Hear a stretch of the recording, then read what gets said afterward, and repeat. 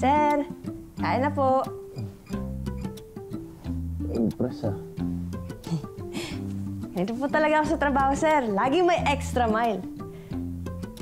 Sir, oh. Ang ganda ho ng bulaklak. Kinuha ko po sa labas.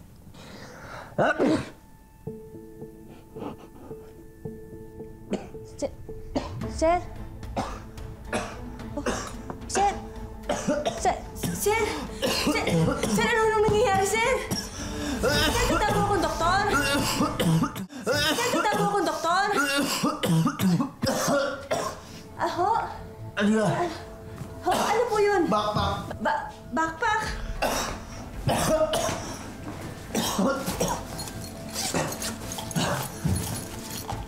Sir?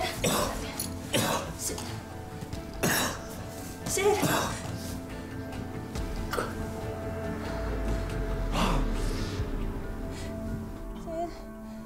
Sir, okay lang po kayo? Pasensya na po.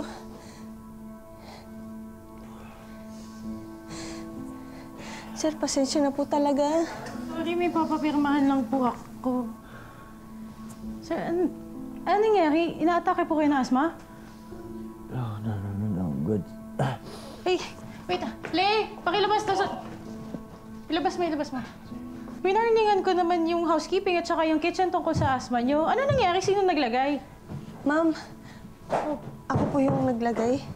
Hope naman, pinapatay mo ba si Sir? Ma'am, hindi po. Hindi ko po alam na may allergy po si Sir. Sige na, ako na bahala. Pasensya na po. Bumalik ka Sir. na sa trabaho mo. Sir, sorry po. Sir, okay lang po ba kayo?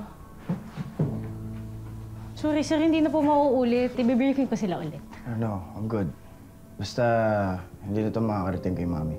Sir, pag nalaman niya, lagot ako. Ayaw nga niya na hindi ko sinasabi sa kanya pag nandito kayo.